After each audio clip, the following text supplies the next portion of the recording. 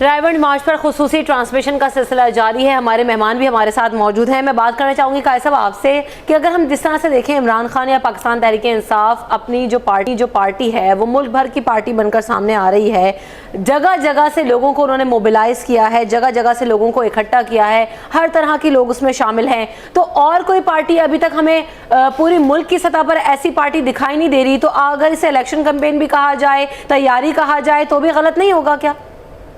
नहीं, election campaign भी चलें आप कह लें। अब इनका इंडिया क्या है, इनका जो स्टेटेड एम है वो तो और है। वो तो ये कहते हैं कि जी इस मुल्क में इसका इमरान खान साहब का थीम ये है कि इस मुल्क का सबसे बड़ा मसला करप्शन है और जब तक करप्शन ख़त्म नहीं होती कुछ भी नहीं होता। ठीक है, तो वो इस बुनियाद पे अपनी तहरीक को आगे लेके बढ़ रहे हैं। अब सवाल ये है कि उनसे कोई इत्तेफाक करे, या हम तो खैर कोई पार्टी वर्कर नहीं है, लेकिन मामला ये है कि करप्शन से के होने से तो मुस्लिम लीग नून भी इनकार नहीं करती।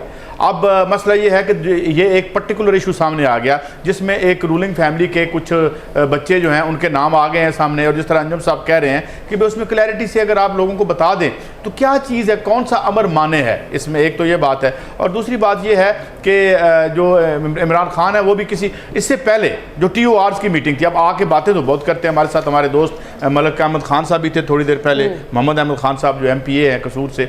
अब मामला ये है कि TORs पे आप पोल्स अपार्ट थे।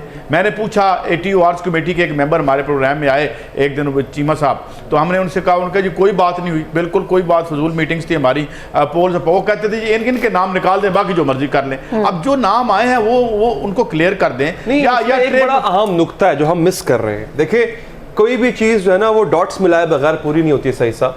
अगर आप, और मेरा ये तनकीद PTI वालों से भी है, अगर आप सिर्फ इस बात पर रहें कि ठीक है जनाब बच्चों के नाम और किसी का नाम नहीं है, बच्चों के नाम, और वहां से अगर डॉट्स मिलाना शुरू करें तो एक तो PMLN का ये उज़र कि जनाब देखें मियां साहब का नाम है नहीं, एवी इन्होंने ढिंडोरा पीटा हुआ है, वो भी खत्म हो जाएगा। और फिर वो जब डॉट्स मिलेंगे तो ऑटोमेटिकली तो बात के ना आम माइंड में आती है बात कि कैसे पॉसिबल है कि बच्चे जो बिल्कुल अभी छोटे छोटे थे उनकी अरबों की प्रॉपर्टी बन जाए। ज़रताज साहबा, आपको नहीं लगता कि आप PMLN में से का जो नाम ले रहे हैं आप मियां साहब का, वो निकालें और बच्चों पे फोकस करें? देखिए, मैं आपको बताऊं, बात यह कि जिसने इतने अरबों की करप्शन की हुई है, जिन्होंने इस मुल्क को फॉर रेंट लिया हुआ है। अभी आप परसों LOC की टेंशन देख लें कि बाकायदा से इंडियन एक तरफ से जो है ना वो बाकायदा यहाँ तक गया कि जी हमने सर्जिकल स्ट्राइक्स की हैं। वो डेफिनेटली हमारी ISPR ने उसको कर दिया डिक्लेयर कि नहीं ऐसी कोई बात नहीं थी, और हमने जवाब दिया जो भी बॉर्डर पे टेंशन थी। लेकिन नवाज शरीफ साहब बाहर थे, वो लंदन में उस वक्त भी सैर कर रहे थे, शॉपिंग कर रहे थे। बात ये कि वो कितनी सीरियस है, वो सीरियस ही नहीं है जिन्होंने इस मुल्क को फॉर रेंट लिया हुआ है। वो ना सीरियस हो। मेरा मशवरा ये होगा कि अगर आपने वाकई करप्शन के खिलाफ ये मूवमेंट जो चलाई है, आप उसको अगर रिवाइज करें, क्योंकि आपकी स्ट्रेटजी पे तनकीद लोग ये कर रहे हैं कि जनाब आपकी स्ट्रेटजी भी हमें किसी जगह पे ठहरती नजर नहीं आ रही है। आप इसको रिवाइज करें। आप कहते हैं कि बच्चों का नाम है, चलो जी बच्चों पे बात कर लेते हैं। चोर ने हिसाब नहीं देना, उसने भागना है, चाहे हम जो भी तरीका अपना लें। अब लोग कहते हैं कि जब रायबंड मार्च क्यों करें, मैं ये क्लियर करना चाहती हूँ कि हमारा रायबंड में जाके नवाज शरीफ को प्रेशराइज करना नहीं है। हम नवाज शरीफ को नहीं प्रेशराइज करें क्योंकि नवाज शरीफ है ही चोर, उन्हीं के ऊपर तो मुकदमा है। हम प्रेशराइज करें, प्लीज मेरे एक सेकंड, हम रायबंड, अच्छा मुझे बताएं कि अंजुम साहब प्लीज मेरे नवाज शरीफ को प्रेशराइज नहीं करना तो किसको, मोदी को करना है? FIA को करना है, हमने FIA को करना है, हमने FBR को करना है, हमने NAB को करना है कि ये जो जितने भी इदारे जिनका काम था कि उन्होंने करप्शन को पकड़ना था, ये उल्टा सिर्फ पैसे मैडम अवामी प्रेशर सियासतदान लिया करते हैं, ब्यूरोक्रेट्स को कोई परवाह नहीं होती है, उनकी तो पक्की टुकी नौकरी होती है। लेकिन इसका ये मतलब है अगर अवाम सड़कों पर है, ज़रताज साहिबा, अवाम सड़कों पर हैं तो इसका असर उन इदारों पर तो नहीं पड़ा। वो तो बिल्कुल भी इस चीज का प्रेशर नहीं ले रहे, ना ही आपको जवाब दे। वो तो मैंने पहले कह दिया है कि चूंकि PMLN ने इतना कैमोफ्लेज कर दिया, माजूर कर दिया इदारों को, इदारे तो बनने ही नहीं दे रहे। आप मुझे एक बताएं, जब NAB ने एक दफा, जब NAB ने के आई थिंक प्रेसिडेंट ने कहा था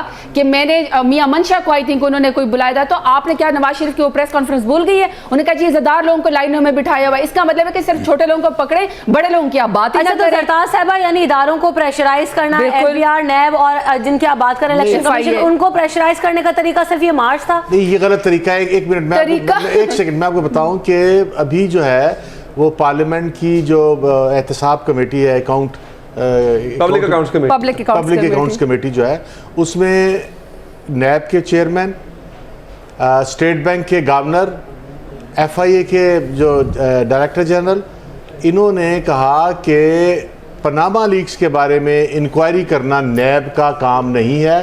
कानून में जगह ही नहीं है कि नैब पनामा लीक्स के बारे में इंक्वायरी कर सके। FIA कहती है कि कानून में जगह ही नहीं है कि नैब के बारे में कार्रवाई कर सके। और सबने हाथ खड़े कर दिए ना, हाथ ही खड़े कर दिए। इसमें फैक्ट भी है कि कानून में स्पेस ही नहीं है। अच्छा, अब कानून में स्पेस जो है वो जो बनती है सुप्रीम कोर्ट की। सुप्रीम कोर्ट ने पिछले दिनों जब पीपल्स पार्टी की गवर्नमेंट थी तो हामिद सईद काज़मी साहब को जो है वो गिरफ्तार करवा दिया, फिर जो है वो प्राइम मिनिस्टर को घर भेज दिया और उन्होंने जो है परवेज़ अशरफ के खिलाफ मुकदमात शुरू कर दिए। सुप्रीम कोर्ट का एक ऐसा एक्सपीरियंस है कि वो पाकिस्तान के अंदर और पाकिस्तान के बाहर वो ख़त भी लिखवा सकती है, वो कुछ भी कर सकती है। तो अब हामिद खान जो है इनके वाइस चेयरमैन हैं, वो सुप्रीम कोर्ट गए हैं और मेरा ख्याल है कि हमें सुप्रीम कोर्ट से अच्छी उम्मीद रखनी चाहिए कि वो सुप्रीम कोर्ट इसमें इंटरवीन करेगा, क्योंकि ये बात तो तयशुदा है कि आपको लगता है इतने पोलिटिसाइज्ड मामले में, बल्कि काजी साहब आप बताएं, आप भी करते हैं इनसे कि नहीं, कि इतने पोलिटिसाइज्ड मामले में कि जिसमें आप पत्थर फेंको तो छींटे खुद पर आएंगे, सुप्रीम कोर्ट इंटरवीन करेगा? बात यह है कि सुप्रीम कोर्ट की तो एक मैं सिर्फ एक जुमला कह दूं कि पाकिस्तान में ऐसा कोई इदारा नहीं है जो पनामा की इंक्वायरी कर सके, वो सिर्फ सुप्रीम कोर्ट है और सुप्रीम कोर्ट साबित कर चुका है। अब अगर सुप्रीम कोर्ट के मैं भी नहीं करना तो ठीक है। मेरा ये ख्याल है सुप्रीम कोर्ट की अपनी सवाबदीद और अपने आईनी उसकी हदूद हैं, उसके मुताबिक वो एक्ट करते हैं। मेरी नाचीज़ राय ये है कि जिस वक्त तक पब्लिक प्रेशर नहीं आएगा, और जहां दुनिया में हमने देखा है पब्लिक प्रेशर आया है तो डीप स्टेट को भी बो करना पड़ता है, और पब्लिक प्रेशर आया था तो अयूब खान से इस्तीफा मांग लिया था याया खान ने। पब्लिक प्रेशर आया तो जो वजीर आजम थे उसके आइसलैंड के, उन्हें जाना पड़ा। लेकिन सर इन तमाम में एक चीज थी कि इन सबको अयूब खान साहब को जो कहा गया, एक लफ्ज मैं उसका इशारा नहीं दूंगा, उन्होंने वो लफ्ज सुना और वो पीछे हट गए। नहीं, इतना मामला नहीं था यहाँ पर वो लफ्ज। इसमें मामला ये था कि आपके जो वापडा के उस वक्त के ट्रेड यूनियन लीडर्स वगैरह थे, उन्होंने कहा था कि हम बिजली बंद कर देंगे आपकी प्रेसिडेंसी की भी और दीगर इदारों की भी। जब hard core working class movement में आ जाती है तो वो रेडिकलाइज हो जाती है, उसका कैरेक्टर बदल जाता है, क्योंकि जो लोग समाज का पहिया चलाते हैं, जो असल में दौलत पैदा कर रहे होते हैं, मैनेजमेंट के नाम पे लूट मार नहीं कर रहे होते, जब वो किसी तहरीक में आते हैं तो तहरीक का किरदार इनकलाबी हो जाता है और फिर उन्हें वो करना पड़ता है। तो यानी साहब आप ये बात कह रहे हैं कि जो लोग सड़कों पर हैं उस तहरीक में इतनी शद्दोमत नहीं है, या वो ये तहरीक इनकलाबी तहरीक नहीं हो सकती? मैं ऐसे प्रिंसिपल रसूल की बात कर रहा हूं कि जिस वक्त तक हार्ड कोर मिसाल देता हूं, जो रीढ़ की हड्डी है, जो इस जो बिजली भेज रहा है यहाँ पे, जो PTCL का वर्कर है यहाँ पे, ये वो लोग होते हैं बुनियादी तौर पर जो एजेंट ऑफ चेंज होते हैं। जब ये, और इन्हें कुछ करना नहीं पड़ता, ये सिर्फ स्ट्राइक पे चले जाते हैं। जिस तरह 2 सितंबर को इंडिया में 20 करोड़ स्ट्राइक पे गए और मोदी साहब को ना जाने क्या क्या ड्रामा करना पड़ रहा है उस अजाब से निकलने के लिए, कभी बाहर हमला करते हैं, कभी अंदर हमला करते हैं। असल उनके वो लोग हैं जो 2 सितंबर को उनके आए और उन्होंने कहा था कि हम आपको प्राइवेटाइजेशन नहीं करने देंगे, हम आपके रास्ते में खड़े हैं। आपको ऐसे लोगों की जरूरत है, और एक और चीज ऐड कर लीजिएगा ज़रदार साहब कि इमरान खान साहब जो बात करते हैं अवेयरनेस फैलाने की, पनामा लीक्स के मामले में भी उन्होंने काफी अवेयरनेस फैलाई लोगों में और जल्द से भी करते रहे। तो जिस तरह से काजी साहब बात कह रहे हैं कि अभी जो अवेयरनेस होनी चाहिए थी एक्चुअली वो लोगों में दिखाई नहीं दे रही है, इस सवाल का जवाब आपसे लूंगी आफ्टर दिस ब्रेक। हमारे साथ रहिएगा।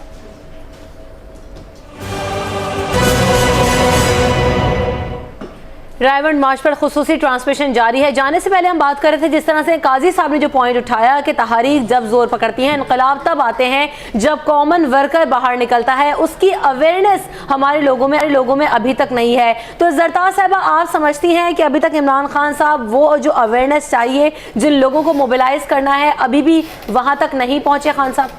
देखिए रमशा, मैं पहले वाले पॉइंट पे जो काजी साहब का पॉइंट है ना कि ये सिविल सोसाइटी को ही वो होना पड़ेगा आना, मैं इस बात से बिल्कुल एग्री करती हूँ।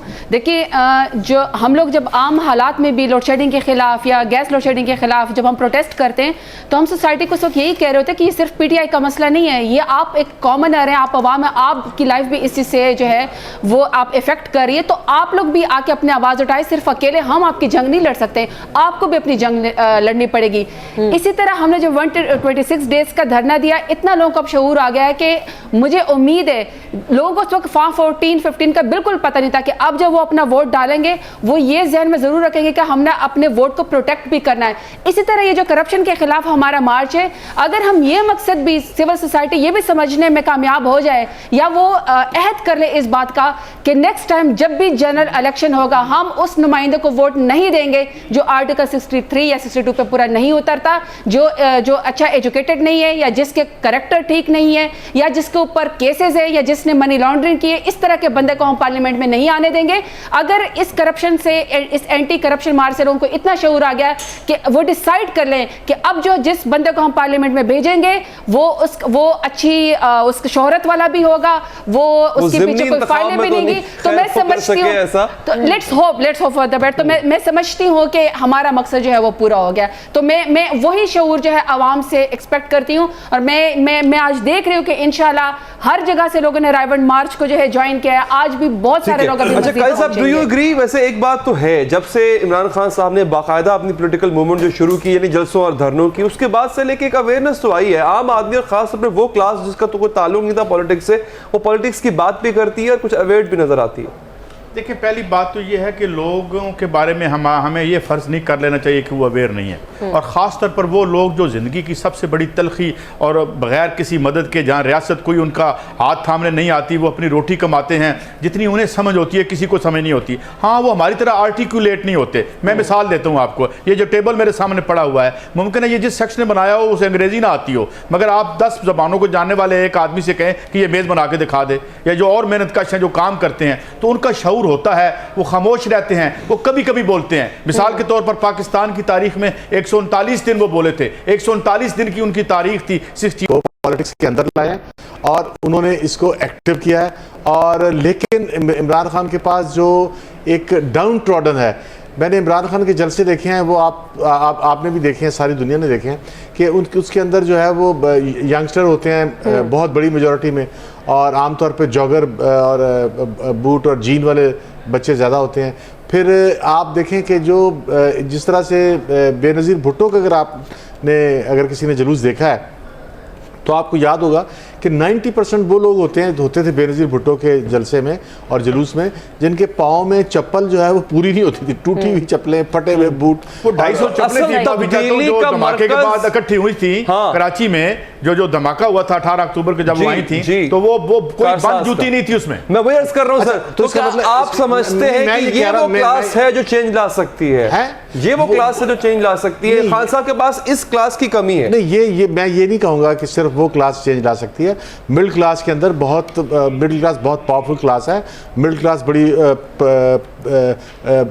इफेक्टिव क्लास है, और मिडिल क्लास की शमूलियत जो है वो डेमोक्रेसी के लिए बहुत पॉजिटिव है, और डेमोक्रेसी के फलने फूलने के लिए मिडिल क्लास बहुत ज़रूरी है, और मिडिल क्लास को ये लाए हैं। और लेकिन यह है कि वो क्लास, लेकिन ये ख़ास क्लास की नुमाइंदगी करते हैं। जिस तरह से मियां नवाज शरीफ जो है वो ट्रेडर को लीड करते हैं, वो इंडस्ट्रियलिस्ट को लीड करते हैं, वो एक अलग क्लास है। वो दुकानदारों, डेमोक्रेसी तो वो करते हैं ना, जो सुपर रिच क्लास है यहाँ पे। मिडिल क्लास तो चलो ठीक है, आगे इमरान खान साहब भी ले आए। इस वक्त जो डेमोक्रेसी है वो तो 5-10 अरबपतियों के दरमियान म्यूजिकल चेयर का खेल है, तो वो तो टेक ओवर कर लिया। मैं मिडिल क्लास का क्या करूं?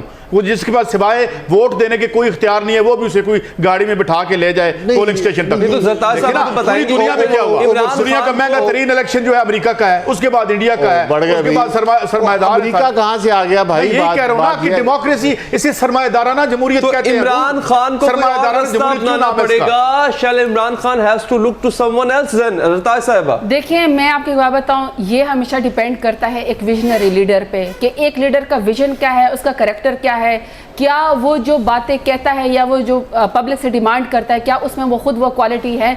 तो आई थिंक कि जो इमरान खान के जो क्रिटिक्स हैं वो भी इस बात को एक्सेप्ट करते हैं कि इमरान खान के कैरेक्टर में या इमरान खान के विजन में या एक पैसे का भी उनके ऊपर कोई उंगली नहीं उठा सकता।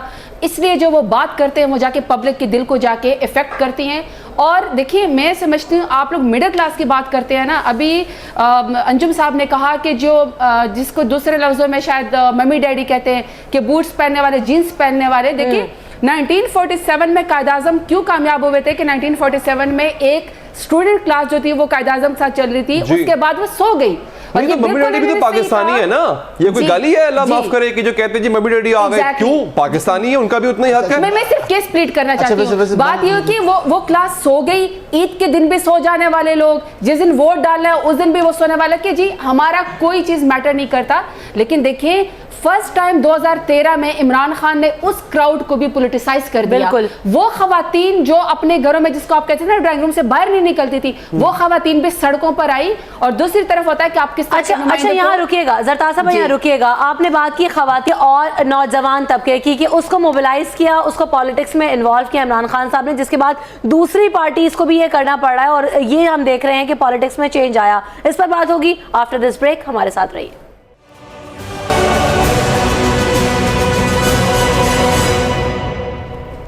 रायगढ़ मार्च के हवाले से खुसूसी ट्रांसमिशन का सिलसिला जारी है। आपको अहम खबरों से भी आगाह कर रहे हैं। साथ साथ अहम खबर इस वक्त यह है कि आसफा भुट्टो जरदारी लियारी अस्पताल का दौरा करने के लिए पहुंची हैं। उनके हमरा दीगर रहनुमा भी मौजूद हैं। आसफा भुट्टो जरदारी ने लियारी अस्पताल का दौरा किया है। बड़ी तादाद में इस वक्त लोग उनके हमरा भी हैं और आसफा भुट्टो जरदारी की एक झलक देखने के लिए लियारी अस्पताल के बाहर मौजूद हैं। इस वक्त वहाँ पर क्या सूरत हाल है, जानेंगे हमारी नुमाइंदा ज्योति महेश्वरी से। ज्योति, अपडेट कीजिएगा, कौन कौन है आसफा भुट्टो जरदारी के हमरा? जी रमशन, मैं आपको बताऊं कि आसफा भुट्टो जरदारी पहुंच गई है लियारी के मुख्तलिफ इलाकों का ये दौरा कर रही है। यहाँ पर आसफा भुट्टो जरदारी जो है उनके यहाँ पर सख्त जियालों की बड़ी तादाद मौजूद है यहाँ पर, और इसके अलावा रुकन सिंध असेंबली जावेद नागौरी और नाजिया बबूल समेत जियालों की बड़ी तादाद है। आसफा भुट्टो ने शाह वलीउल्लाह रोड लियारी के इतराफ की गलियों में सफाई सुथराई के कामों का जायजा लिया है। इसके साथ ही आसफा भुट्टो ने 3 माह कबल भी लियारी का दौरा करके गलियों में सफाई सुथराई की हिदायत की थी। और जबकि आज अगर और बात की जाए तो आसफा भुट्टो जरदारी जो है वो यहाँ पर 30 के करीब जो है वो सफाई के लिए जो ड्रम्स है वो भी यहाँ पे देंगी। और इसके अलावा आसफा भुट्टो के दौरे से कबल इंतजामिया ने हंगामी बुनियादों पर सफाई का काम किया है और यहाँ पे सिक्योरिटी के भी सख्त इंतजाम किए गए हैं। जी ठीक है, बहुत शुक्रिया ज्योति महेश्वरी, आपने हमें अपडेट किया। रायगढ़ मार्च के हवाले से भी बात करते हैं। जाने से पहले हम बात कर रहे थे कि पाकिस्तान तहरीक इंसाफ एक ऐसी पार्टी के तौर पर उभरी जिसने खवातीन को मोबिलाइज किया, जिसने नौजवानों को शामिल किया और पॉलिटिक्स में इन्वॉल्व किया। अंजुम साहब, आप इस बात से अग्री करेंगे कि खवातीन और नौजवान तबका दीगर पार्टीज में आइसोलेटेड था या उतनी तरह से इन्वॉल्वमेंट नहीं थी दीगर पार्टीज में, लेकिन पाकिस्तान तहरीक इंसाफ ने किया? फिर देखिए, मिडिल क्लास वैसे ही पाकिस्तान में मिडिल क्लास में औरतें जो हैं वो ज़्यादा इंडिपेंडेंट हैं, ज़्यादा अवेयर हैं और एजुकेशन है।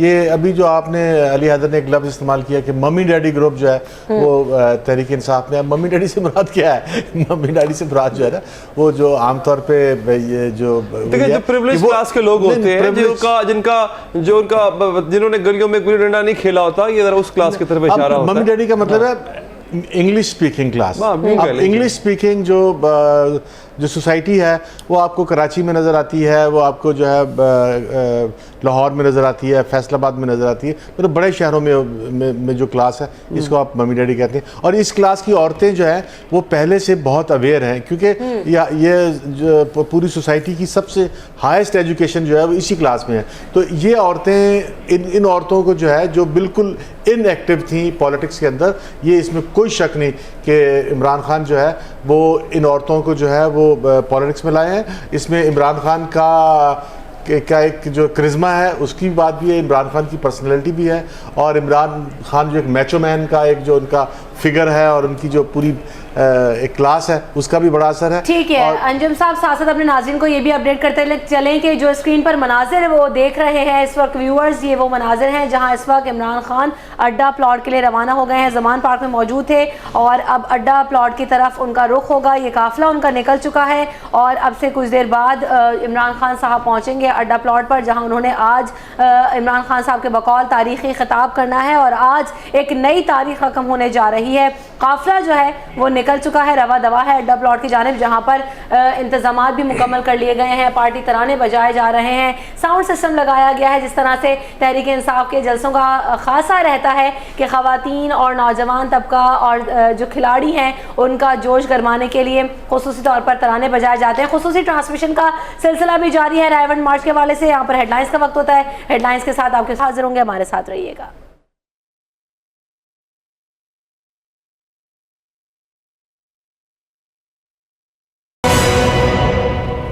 हेडलाइंस आप जान चुके हैं, ट्रांसमिशन का सिलसिला भी जारी है। इस वक्त अपने नाज़रीन को अपडेट करें। इमरान खान अड्डा प्लॉट जलसा गाह के लिए रवाना हो गए हैं। बात करेंगे हमारे नुमाइंदे फसीउल्लाह से। फसीउल्लाह, बताइएगा, इमरान खान अब रवाना हो चुके हैं, उनके हमरा कौन कौन है और कितनी देर में पहुंचेंगे अड्डा प्लॉट?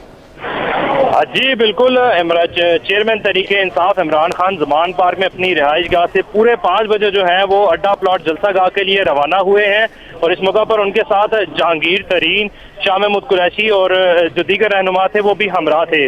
उनका जो काफिला है वो इस वक्त हज टर्मिनल की जानिब रवा है और अगर तो ये एयरपोर्ट की तरफ जाएंगे तो यकीनन कभी इम्कान है कि वहाँ से हेलीकॉप्टर के जरिए जो है वो अड्डा प्लॉट पहुंचेंगे, लेकिन अगर ये सीधा नहर से सीधे ठोकर की तरफ जाते हैं तो फिर इनका जो है प्लान वो रैली की सूरत में जो है वो मार्च करने का होगा। इस हवाले से उन्होंने क्लियरली ये नहीं बताया था कि कौन सा रास्ता वो अपनाएंगे और सुबह से ही यहाँ पर जो था कारकुनों की आमद का सिलसिला भी जारी था। उनका एक जो क़यादत थी वो भी यहाँ पर आई और एक इजलास भी हुआ जिसमें आज की तकरीर का जो है वो लाएअमल तैयार किया गया। यानी फसीउल्लाह, अभी तक इस बात की कंफर्मेशन नहीं हुई है कि आया इमरान खान हेलीकॉप्टर के जरिए जा रहे हैं या फिर रैली की सूरत में पहुंचेंगे, क्योंकि अगर रैली होती है तो फिर काफी ज्यादा टाइम लगेगा इमरान खान को पहुंचने में। जी बिल्कुल, आप देख लेंगे 5 बजे अगर वो यहाँ से निकले हैं और अगर वो रैली की सूरत में जाते हैं तो उन्हें 2 घंटे जो है वो दरकार है, क्योंकि अगर ठोकर से रावण की बात की जाए तो वहाँ पर तामीराती काम भी जारी हैं जिसकी वजह से ट्रैफिक की वहाँ पर रवानी स्लो है। और अगर वो दूसरा रास्ता अपनाते हैं, यहाँ से हज टर्मिनल को जाते हैं तो यहाँ से हज टर्मिनल के लिए उन्हें 20 से 25 मिनट चाहिए और वहाँ से फिर जो है हेलीकॉप्टर के जरिए वो अड्डा प्लांट पहुंचेंगे जिसमें 1 से 1.5 घंटे का वक्त उन्हें दरकार होगा जलसा गाह में पहुंचने के लिए। और अगर इस दौरान वो कहीं बीच में स्टे करके मजीद कारकुनान को हमरा लेते हैं तो मजीद भी इसमें वक्त लग सकता है। जी अच्छा फसीउल्लाह, ये भी बताइएगा कि इमरान खान के हमरा इस काफिले में कौन कौन मौजूद है? जी बिल्कुल, आज सुबह से ही जो यहाँ पर जो क़यादत का रहनुमा थे, मरकजी रहनुमा, उनका आने का सिलसिला जारी था और जब उनका काफिला इमरान खान का यहाँ से रवाना हुआ तो इनके साथ जो थे वो जहांगीर तरीन, असद उमर जो थे वो हमरा दिखाई दिए और इससे कबल जो थे शाह महमूद कुरैशी भी यहाँ पर आए लेकिन वो यहाँ से जा चुके थे, लेकिन जहांगीर तरीन और असद उमर उनके काफिले के साथ यहाँ से रवाना हुए ज़मान पार से। उन्होंने जो नहर की जानिब जो है माल रोड को इस वक्त क्रॉस कर रहे हैं और यहाँ से उनका अगर तो वो टर्न लेंगे तो इसका मतलब है कि वो एयरपोर्ट से जो है वो हेलीकॉप्टर के जरिए जाएंगे, नहीं अगर वो सीधा जाएंगे तो फिर उनका रैली का जो है वो रूट के जरिए मार्च करके जो है वो रायवंड पहुंचेंगे। ठीक है फसीउल्लाह, आपने हमें अपडेट किया, आपका बहुत शुक्रिया। आपसे अपडेट्स लेते रहेंगे। खुसूसी ट्रांसमिशन का सिलसिला भी जारी है। हमारे साथ हमारे मेहमान मौजूद हैं, अंजुम रशीद साहब तज़कियाकार भी हमारे साथ मौजूद हैं, जमात इस्लामी के रहनुमा फरीद पराचा साहब हमारे साथ मौजूद हैं, जबकि पाकिस्तान पीपल्स पार्टी से हमें ज्वाइन किया नवीद चौधरी साहब ने। आप सबको खुश आमदीद कहेंगे खुसूसी ट्रांसमिशन में। सबसे पहले जिस तरह से हम पहले डिस्कशन कर रहे थे अंजुम साहब, उसी बात को अगर आगे बढ़ाएं तो नवीद चौधरी साहब से मैं जानना चाहूँगी कि नवीद साहब, हम बात कर रहे थे कि पाकिस्तान तहरीक इंसाफ एक ऐसी पार्टी के तौर पर सामने आई जिसने ख़वातीन को मोबिलाइज किया, जिसने नौजवान तबके को सियासत में इन्वॉल्व किया। उसके बाद हमने देखा कि ट्रेंड बिल्कुल चेंज हुआ। पाकिस्तान पीपल्स पार्टी की भी नौजवान क़यादत सामने आई और नौजवानों की शमूलियत का दावा किया, उनको मोबिलाइज किया। आप समझते हैं कि खान साहब ने इस ट्रेंड को चेंज किया? मैं आपकी बात से डिसएग्री करता हूँ, इसलिए आज से कि आपने अगर पीपल्स पार्टी जब फॉर्म हुई थी 1967 में, भुट्टो साहब ने जो बनाई थी, अगर उसको हिस्ट्री पढ़े तो आपको पता चलेगा कि फ़र्स्ट टाइम जुल्फ़िकार अली भुट्टो ने ये ख़वातीन को और ये नौजवानों को अट्रैक्ट किया था first time in the politics of Pakistan history, और वो एक कंटिन्यूटी थी। उसके बाद आपने देखा होगा कि जो यहाँ उस वक्त बहुत सी ये पाबंदियाँ थी कि ये लिबरल लोग हैं, ये प्रोग्रेसिव लोग हैं, इसलिए आ रहे हैं, इस तरह की बातें वहाँ की जाए, क्योंकि उस वक्त जो मुल्क के अंदर मुआशरा जो था वो बटा हुआ था लेफ़्ट और राइट के कॉन्सेप्ट के अंदर, और एक सोच थी यहाँ कि नज़रिया क्या है जी किस तरह, तो उसी हिसाब से जो को थोड़ा सा अच्छे फैशन करते थे उसको लेफ्टिस्ट बना दिया जाता था यहाँ, और जो थोड़े बहुत कंजर्वेटिव थॉट के लिबास पहनते थे उनको राइटिस्ट बना, ये बेस पे नहीं बनाया जाता था कि इनकी नज़रिया है भी कि नहीं। हाँ, कुछ लोग ऐसे थे और उसमें मेजॉरिटी ऐसे थे जो स्टूडेंट्स थे, लेकिन उनके अंदर वो थी कि वहाँ एक डिवीजन मुकम्मल थी। अच्छा नवीद साहब, पता कलामी के लिए माजरत, जरा अपडेट करते चले अपने नाज़रीन को, उसके बाद आप अपनी बात को कंटिन्यू कीजिएगा। ये जो मनाजिर आप देख रहे हैं टीवी स्क्रीन पर, ये जो विजुअल्स हैं, ये उस स्क्वाड के मनाजिर हैं, वो कॉन्वॉय है जिसमें इमरान खान साहब पहुँच रहे हैं अड्डा प्लॉट की जानिब, और उनके हमरा दीगर मरकज़ी क़यादत भी पाकिस्तान तहरीक इंसाफ की मौजूद है। और ये लाहौर एयरपोर्ट के मनाजिर हैं जहाँ से यकीनन और मुमकिन तौर पर इमरान खान साहब अब टेक ऑफ करेंगे और डायरेक्ट जो है हेलीकॉप्टर के जरिए अड्डा प्लॉट पर पहुंचेंगे, क्योंकि पहले ये भी कहा जा रहा था कि शायद रैली की सूरत में कैनाल रोड से होते हुए, ठोकर न्याज बेग से होते हुए वो पहुंचते अड्डा प्लॉट पर, लेकिन अब ये बात कंफर्म हो गई है कि वो हेलीकॉप्टर के जरिए अड्डा प्लॉट पहुंचेंगे और कुछ देर बाद उनका काफिला भी पहुंच जाएगा। पूछें कि ये इतना फासला तो नहीं है, तो क्यों हेलीकॉप्टर का इस्तेमाल किया जा रहा है, और रोड के जरिए या अगर नहर से भी जाया जाए तो जाया जा सकता था। खैर ये हो सकता है कि शायद इमरान खान साहब जो वो डिस्टर्ब नहीं करना चाह रहे हो लोगों को, और जो वो पहुंच रहे हो। चलिए खैर ये आप पूछेंगे अपने नुमाइंदे से। अच्छा, हमारे साथ जो मेहमान मौजूद हैं उनसे भी हम बात कर लें।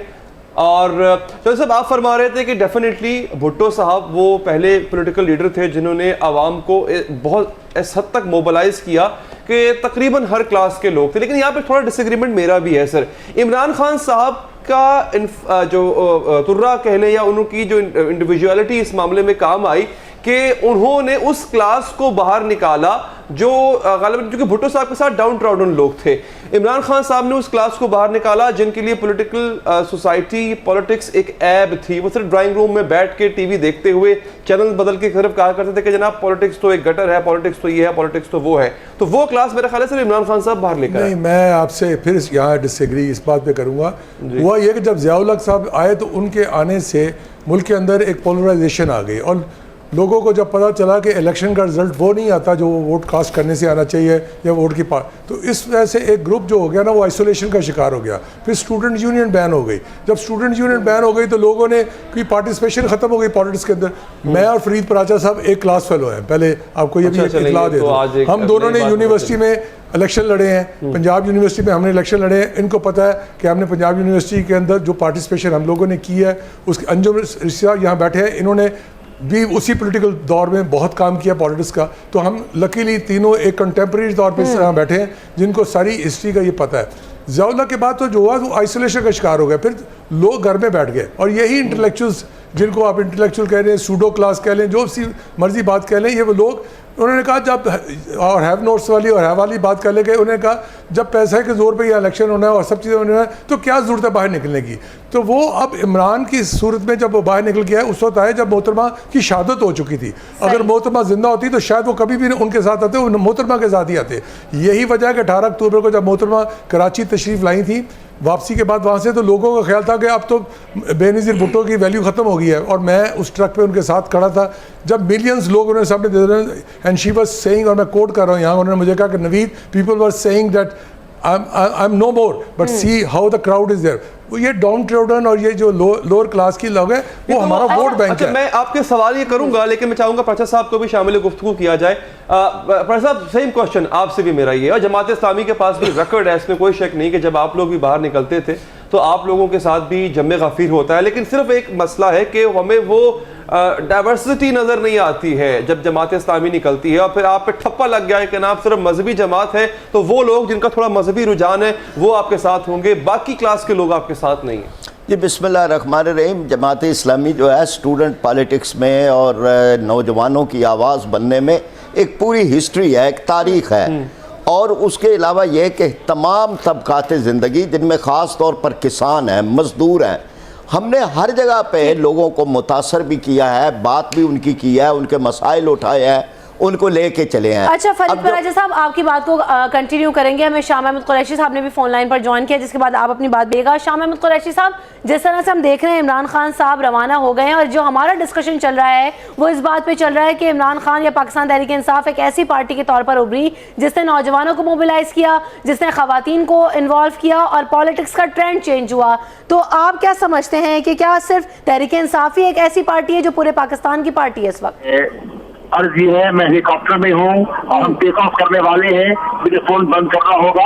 हम पिंडाल के लिए रवाना हो रहे हैं, मैं खान साहब के साथ हूँ हेलीकॉप्टर में और हम जलसाबाद की तरफ रवाना हो रहे हैं। मैं आपसे बाद में बात चलिए ठीक है शाह महमूद कुरैशी साहब, आज दोबारा बातचीत होगी। जी नवी साहब अपनी बात आगे फरीद पराचा साहब गुफ्तगू कर रहे हैं। मैं ये बात अर्ज कर रहा था कि पाकिस्तान में जिस बड़े पैमाने पे महरूमियाँ मौजूद हैं, जिस तरह से करप्शन मौजूद है, जिस तरह से गरीब आदमी जो है वो तालीम से, इलाज से और हर तरह की सहूलतों से, हत्ता कि पीने के साफ पानी से महरूम है, तो वो जो एक पॉलिटिक्स थी जो जिसका जिक्र नवीद साहब ने भी किया है, वो बहुत ही ज़रूरी थी। चाहे अपने आप नुक्ता नज़र से करें लेकिन बदकिस्मती से गैर जमाती इंतखाबात, उसके बाद रुपए पैसे का आंसर, और उसके बाद फिर जब मीडिया आया तो मीडिया का एक रोल तो वो है कि उसने लोगों को मालूमात भी दी और शऊर भी दिया, लेकिन एक रोल उसका ये रह गया कि जी अब पॉलिटिक्स जो है वो सारी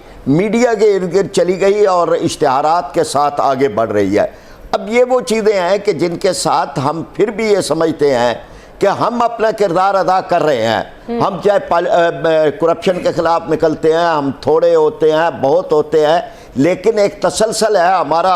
और उसकी ख़ास बात यह है कि जिसको हम बार बार बयान करते हैं कि हमने इलेक्टेबल्स और वही सरमायादार, वही जागीरदार, वही लुटेरे, उन पर मबनी सियासत नहीं की, और इसको लेके हम आगे चल रहे हैं। एक जुमला अंजुम रशीद साहब में कामयाब नहीं उस तरह से हो पाए। राजा साहब, जब बात वोट की आई तो फिर चंद सीटें चंद इलाकों में, क्या इसी वजह से आपको फिर क्या मुस्तरद हुआ? अंजुम साहब, आप इस पर कमेंट करना चाहेंगे तो फिर चलता हूँ साहब। अच्छा, एक तो ये कि जो आपने क्या कहा कि पाकिस्तान की पार्टी, इसमें कोई शक नहीं कि पीपल्स पार्टी जो है वो पूरे पाकिस्तान की पार्टी थी, जमात इस्लामी भी पूरे पाकिस्तान की पार्टी थी, लेकिन प्रैक्टिकली अब ये आज पाकिस्तान जो है वो पॉलिटिकली डिवाइड है।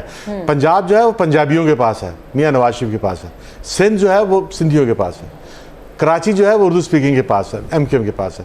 अब जो पख्तूनख्वा जो है वो पख्तूनों के पास है, और बलोचिस्तान बलोचों के पास है। ठीक है, मुस्लिम लीग नून में है, लेकिन वो नून नहीं है, वो जो भी रूलिंग पार्टी होती है उसमें हो जाती है। लेकिन जहाँ तक बात यह है कि ये जमात इस्लामी की बात करें, जमात इस्लामी को इंटरनल डिफीट हुई है।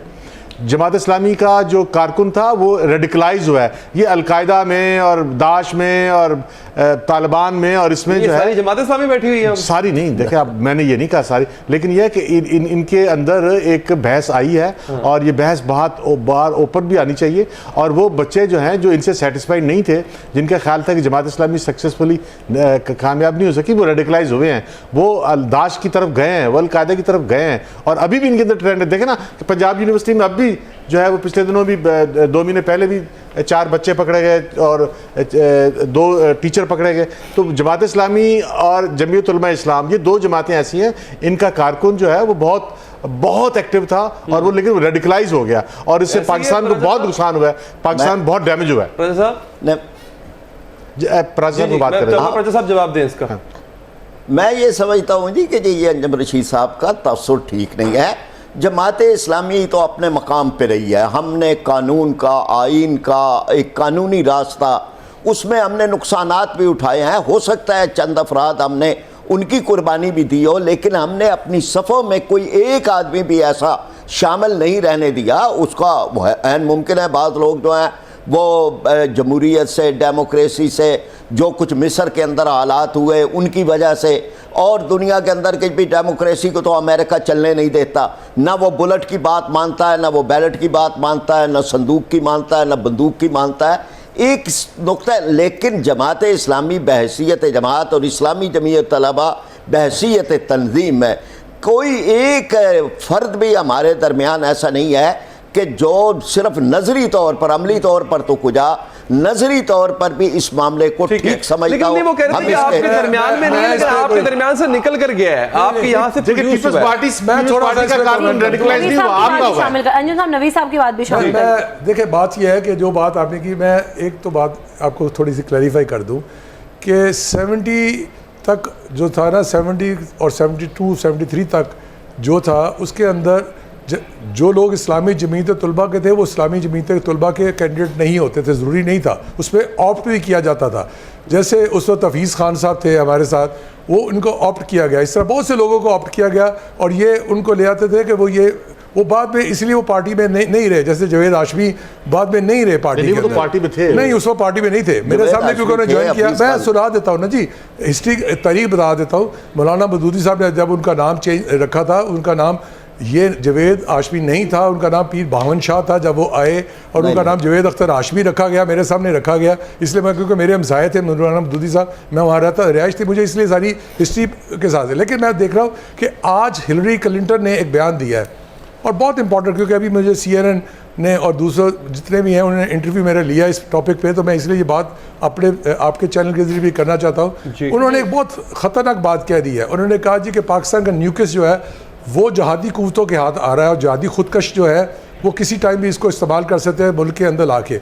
ये वो सोच है जिसको हमें ख़त्म करना है और इस सोच के हिसाब से हमें आगे बढ़ना है कि ये हमारी सिक्योरिटी और नेशनल सिक्योरिटी को जो रिस्क इस वक्त पूरी इंटरनेशनल और इंडिया खासकर इसके पीछे जो गेम खेल रहा है उसकी हमें देखने की जरूरत है। इसलिए अंजुम साहब ने जो अगर बात की है उसके ऊपर को डिनाई करने की जरूरत नहीं है, उसको बेहतर लाने की जरूरत है। डिट्रैक हो रहे हैं सर। अभी आज का जो इशू है, आज का इशू इसलिए ज्यादा इंपॉर्टेंट है, इससे भी बेहतर है। नबी साहब, आपने बात की कि हमें अपने नेशनल सिक्योरिटी कंसर्न्स जो हैं वो ज्यादा हैं, हम अपने इंटरनल इश्यूज रिजॉल्व नहीं कर पा रहे, हम सब एक पेज पर नहीं है, तमाम सियासी जमातें इस वक्त मुत्तहिद नहीं दिखाई देती, जो उनकी रिजर्वेशन उनको दूर नहीं कर रही है हुकूमत, तो नेशनल सिक्योरिटी को तो फिर खतरा हो गई ना। आप कैसे जवाब मैं एक और खबर आपके यहाँ ब्रेक कर दूं कि ये खबर ये है कि बात यह है कि आपने बिल्कुल दुरुस्त कहा।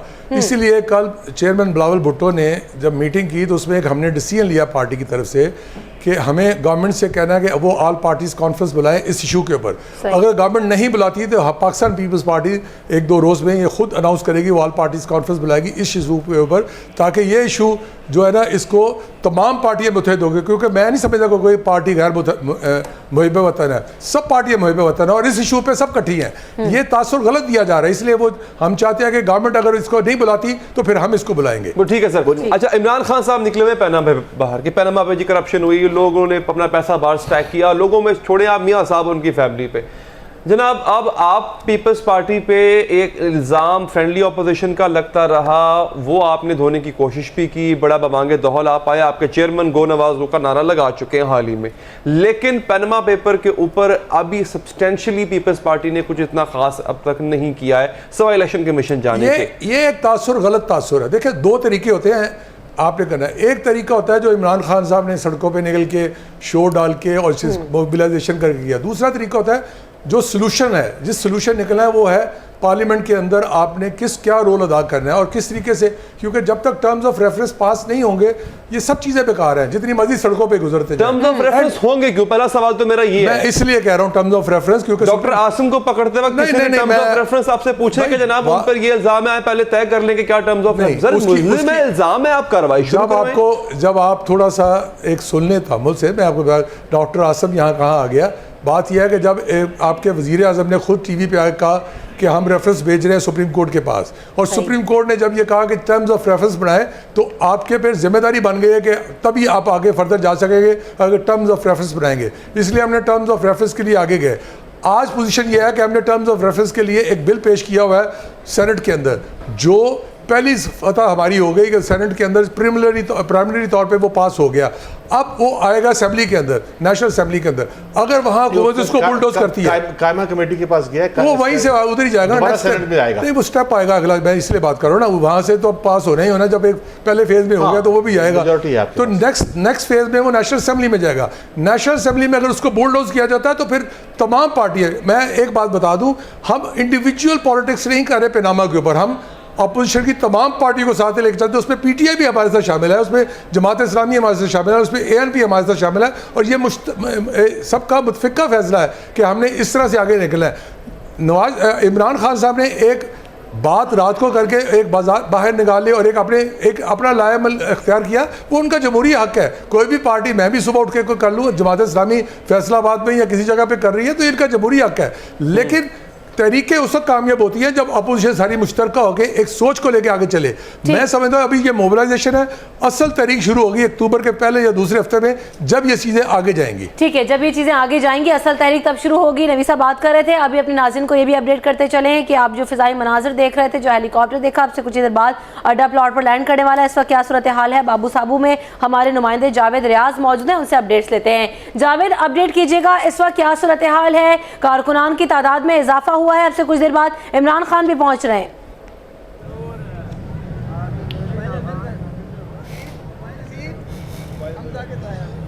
जी जुनैद, तफसील बताइएगा।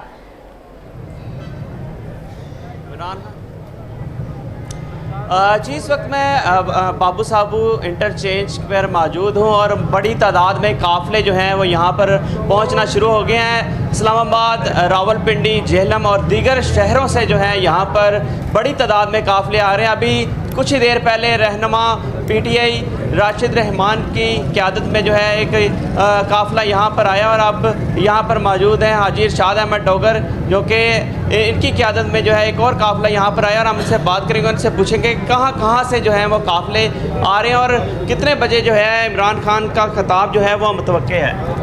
बिस्मिल्लाहिर्रहमानिर्रहीम। देखा जी, हमें 7 बजे का टाइम दिया कि पंडाल में हमने पहुंचना और अल्लाह का शुक्र है कि हमारे काफ़िले तकरीबन यहाँ पर पहुँचने शुरू हो गए हैं। बजे हम यहाँ से निकलेंगे और 7 बजे पहुँचेंगे। चूँकि रश बहुत ज़्यादा है, हज़ारों की तादाद में गाड़ियाँ यहाँ पर, इसलिए ज़रा थोड़ी मुश्किल तो होगी ट्रैफिक में, लेकिन इंशाल्लाह उम्मीद है 7 बजे हम पहुँच जाएँ। अच्छा, ये बताएं कि आप कहाँ से आए हैं और कौन कौन सी जगह से यहाँ पर काफ़िले अभी पहुँचने वाले हैं? हम गुलशन रावी से आए हैं और वहाँ से 100 गाड़ी के जुलूस हम यहाँ से लेकर आए हैं और इंशाल्लाह रेवरेंड जो हमारे कायद इमरान खान ने जो करप्शन के ख़िलाफ़ अपनी कौम को पुकारा है, इंशाल्लाह हम उनका बाजू बनेंगे और रेवरेंड पहुँचेंगे और हर हालत में पहुँचेंगे। चल, लाहौर से बाहर से कहाँ से काफ़िले अभी यहाँ तक पहुँच गए? इस्लामाबाद, गुजरांवाला, गुजरात, यहाँ से काफ़िले यहाँ से जा रहे हैं और पीछे और आ रहे हैं। अच्छा, आप बताएं आप कहाँ से आए हैं और क्या सोचते हैं? जी, मैं सीनियर वाइस प्रेसिडेंट हूँ यूथ विंग लाहौर का और ये इस्तकबालिया कैंप भी है इस इलाके का। जो लाहौर से बाहर से काफ़िले आ रहे हैं उनका इस्तकबाल करने के लिए यहाँ पे हमने इस वक्त फैसलाबाद, गुजरांवाला, रावलपिंडी, गुजरात, इस्लामाबाद, पेशावर से आने वाले काफ़िले, इसके अलावा पसरू और दूसरे जो इलाके जो उस तरफ से रोड ब्लॉक होने की जैसे मोटरवे ऊपर से आ रहे हैं, तमाम काफ़िले हमें यहाँ पे हम लोगों का इस्तकबाल कर रहे हैं और उनको आगे की गाइडलाइन दे रहे हैं और इंशाल्लाह हम यहाँ से अपना मौजूदा काफ़िला वो 6 बजे रवाना करेंगे ताकि तमाम अफराद जो हैं 7 बजे तक पंडाल में पहुँच जाएँ और इंशाल्लाह इमरान खान के खिताब को तमाम वर्कर जो हैं वो सुनेंगे। आपने बात सुनी कि मुख्तलिफ शहरों से आ रहे हैं, क्या जोशो खरोश है PTI के कारकुनों में? आपने देखा होगा कि बसों के ऊपर भी जो हैं वो लोग चढ़े हुए हैं। आप नहीं समझते कि कोई हादसा भी पेश आ सकता है, क्योंकि बच्चों में इतना जोश देखने में है जो कि इससे पहले जो है वो कभी देखने में नहीं है? ये बात यह है कि ये जुनून है, ये नए पाकिस्तान का एक ख्वाहिश है जो कि लोगों के दिलों में इमरान खान ने जगाई है कि ये नूरा कुश्ती चल रही थी पिछले 30 साल से, Nawaz Sharif people party, Nawaz Sharif people party, उसको एक ब्रेक दिया। लोग तंग हैं इनसे। ये आपको जुनून और जोश जो नज़र आ रहा है वो एक नई किरण की उम्मीद है। लोग इस जोश और जुनून और इस नए जज्बे के साथ, नए पाकिस्तान के साथ इमरान खान की बात सुनने जा रहे हैं और उससे बेहतर मैं ये समझता हूँ कि माशी दहशतगर्दी और जो बॉर्डर पर इंडिया दहशतगर्दी जो नवाज शरीफ और मोदी का गठजोड़ है, आज खान साहब ने वो भी लोगों को बताना है कि इनका क्या गठजोड़ है। हम आज 2 वज़ीर आज़मों के ख़िलाफ़ वहाँ एहतजाज करने जा रहे हैं, एक दहशतगर्द, एक जो वैसी दहशतगर्द है और दूसरा करप्शन वाला दहशतगर्द। अच्छा, धरना और धरना प्लस क्या चीज़ होगी? देखिए, धरना प्लस हो सकता है कि हम उससे अगले लेवल पे भी जा सकते हैं। धरना तो आप सबको पता है कि हम वहाँ बैठ के अपने हकूक तक जब तक नहीं मानेंगे हम बैठे रहेंगे। अच्छा, जुनेद रियाज ये भी पूछिएगा, धरना प्लस की बात की जा रही है, क्या जो कारकुनान पहुंच रहे हैं, जो काफिले पहुंच रहे हैं, ऐसे इंतजाम भी किए गए हैं अड्डा प्लॉट पर कि अगर इमरान खान ऐलान कर दें कि वो आज यहाँ से नहीं जाएंगे और धरना दे देंगे और बैठे रहेंगे, तो तैयारियां हैं इनके पास?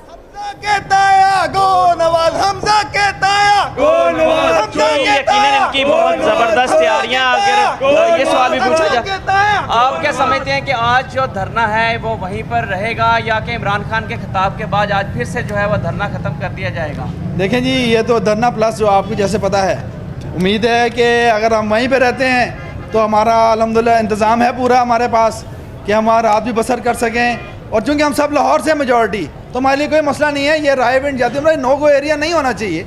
ये लाहौर का शहर है और ये यहाँ पर सब लोगों को आज़ादी होनी चाहिए। ये तो इन लोगों ने ऐसा कॉर्डन ऑफ कर दिया है कि जैसे हम बॉर्डर पार जा रहे हैं, और अगर ये बॉर्डर पार वाला मामला है तो फिर हम अपने मुल्क के लिए उस पार भी जा सकते हैं। ठीक है, बहुत शुक्रिया जुनेद, हमें तफसीलात से आगाह कर रहे थे। रायबंड मार्च में तहरीक इंसाफ के कारकुन पार्टी के रंगों में रंगे हुए हैं। एमन ताहिर बता रही हैं कि सियासी कारकुन किस तरह रायबंड मार्च के लिए तैयार होकर पहुंचे हैं। जी, इस वक्त हम लोग अड्डा प्लॉट में मौजूद हैं जहां पर आज तहरीक इंसाफ का जो जलसा है वो आज होने जा रहा है और यहां पर शहरियों की जो तादाद है, वो कारकुनों की तादाद जो है वो आहिस्ता आहिस्ता बढ़ती जा रही है। यहाँ पे हमारे साथ मौजूद हैं चाचा PTI के नाम से जो जाने जाते हैं। उनसे हम पूछते हैं कि वो कहाँ से आए हैं और चाचा PTI उनका नाम कैसे पड़ा। अच्छा भाई, ये बताइएगा कि आपका नाम बड़ा इंटरेस्टिंग है, चाचा PTI। ये आपका नाम आपने खुद रखा है या लोगों ने रखा है? पिछले 22 साल से जब से मैंने PTI को ज्वाइन किया, मैं PTI के हर जलसे में जाता हूँ। हर जलसे में मेरी शमूलियत ने मुझे ये चाचा पीटीआई का नाम दिया। लाहौर से मैं आया हूँ और आज स्पेशली इस जलसे के लिए मैंने ख़ास तैयारी की है। ये चमकीला सूट जो है इसी जलसे के लिए बनवाया है, क्योंकि रायवेंड में हमारा जलसा बहुत अहमियत का अमल है। पाकिस्तान तहरीक इंसाफ ने उनके गढ़ के अंदर एक ऐसा बड़ा मजमा इकट्ठा कर दिया है और बता दिया है कि पाकिस्तानी अवाम किसके साथ है, पाकिस्तानी कौम चाहती क्या है, हम लोग निकले किस मकसद के लिए, पाकिस्तान को बचाने के लिए। जब मकसद नेक होता है तो अल्लाह ताला फतह देता है और इंशाल्लाह हमारी फतह बहुत करीब है। जी, जो चाचा पीटीआई हैं उनका ये कहना है कि वो इस जलसे में शिरकत के लिए उन्होंने ख़ास तैयारी की थी और इसी वजह से उन्होंने सुर्ख और लाल रंग, सुर्ख और सब्ज़ रंग का उन्होंने स्पेशल एक सूट बनवाया और आज वो इसीलिए पीटीआई के सपोर्ट करने के लिए यहाँ पर पहुँचे हैं। जी ठीक है, इमन ताहिर हमें अपडेट कर रही थी। पीटीआई के जलसे में सिर्फ म्यूजिक का तड़का ही नहीं, खाबे भी चल रहे हैं। शुरका के लिए खाने का खुसूसी तौर पर एहतमाम किया गया है। अड्डा प्लॉट में जलसागाह के मकाम पर खाने पीने की अशिया बेचने वालों ने भी डेरे डाल लिए हैं। खाने के इंतजाम कैसे हैं, बता रही हैं सुमेरा। जी हाँ, अगर पंडाल की बात की जाए तो वहाँ पर तो खाना दिया गया है पाकिस्तान तहरीक इंसाफ की तरफ से। जो वहाँ पर लोग काम कर रहे हैं, जो इंतज़ामिया के लोग हैं वहाँ पर, उनको दिया गया है। लेकिन अगर हम बाहर की बात करें, जहाँ पर एंट्रेंस है उससे बाहर की बात करें तो वहाँ पर मुख्तलिफ किस्म के स्टॉल्स लगे हुए हैं, बड़ी मज़े की चीज़ें बनी हुई हैं यहाँ पर। और यहाँ पर जिस स्टॉल पर मैं मौजूद हूँ वो है बिरयानी का स्टॉल। अंकल, ये थोड़ी सी बिरयानी मुझे टेस्ट करवाइए, टेस्ट करके देखते हैं। मज़े की है बिरयानी। अंकल, आपकी बिरयानी बहुत अच्छी है, अल्लाह करे आपकी ज़्यादा से ज़्यादा सेल हो। अच्छा नाज़रीन, अगर खाने की तो बात होगी, साथ साथ पीने की भी बात है, क्योंकि गर्मी बहुत ज़्यादा है, दर्जा हरारत बहुत बढ़ चुका है। सियासी दर्जा हरारत तो ज़्यादा है ही है और इसके साथ साथ पानी की ज़रूरत बहुत महसूस होती है। यहाँ पर एक स्टॉल हमारे पास मौजूद है, सिकंजबीन का स्टॉल है। ठंडी सिकंजबीन है, देखने में तो बड़ी अच्छी लग रही है। टेस्ट करके देखते हैं कि कैसी सिकंजबीन होगी। थोड़ी सी दिखाइए जी, किधर है सिकंजबीन वाले भाई, किधर है?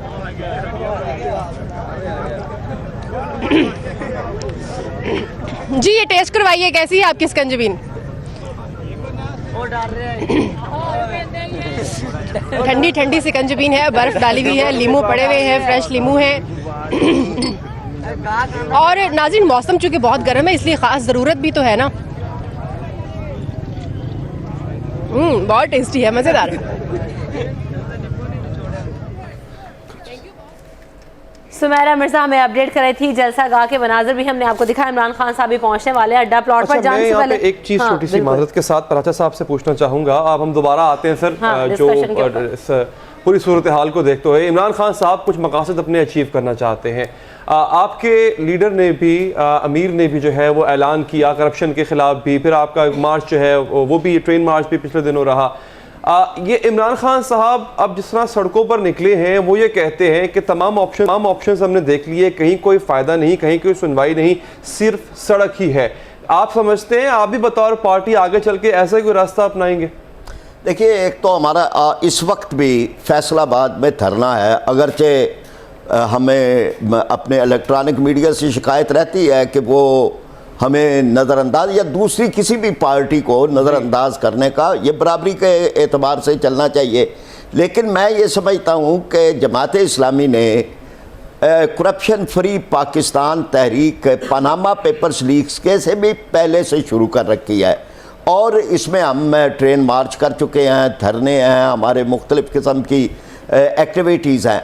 फिर हम सिर्फ इन तक महदूद नहीं है, हमने अदलिया का दरवाज़ा भी खटखटाया है। हम पार्लियामेंट में मुकम्मल तौर पे एक्टिव हैं। हम समझते हैं, हमने एक TOR का पैकेज शुरू में ही पेश किया था जमात इस्लामी की तरफ से, पूरी तैयारी करके हमारे कानूनी माहिरीन ने।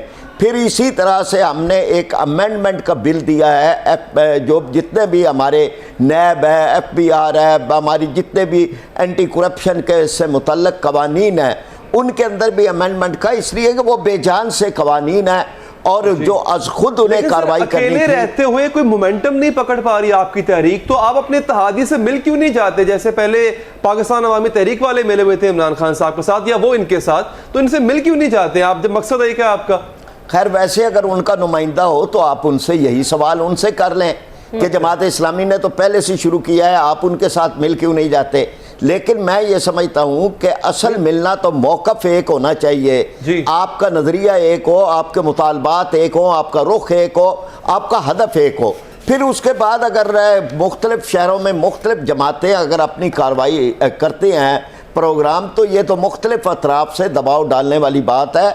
इस तरह से कोई एक दूसरे से मुतज़ाद कार्रवाई नहीं है, बल्कि एक ही सिमत के अंदर कार्रवाई है और इससे तहरीक मजबूत होती है। बशर्ते कि मुतालबात एक ही हैं, तो अगर तमाम पार्टीज एक साथ एक प्लानिंग के साथ आती तो प्रेशर हुकूमत के ऊपर ज़्यादा बिल्ट होता है। इस बात का जवाब मैं नवी चौधरी साहब से लूँगी, लेकिन इस वक्त हाफिज नसीर हमारे नुमाइंदे अड्डा प्लॉट पर मौजूद हैं, उनसे अपडेट्स लेते हैं। हाफिज नसीर, बताइएगा क्या कहा जा रहा है, कब तक इमरान खान पहुँच रहे हैं, कब तकरीर करेंगे और काफिले पहुँच गए हैं तमाम?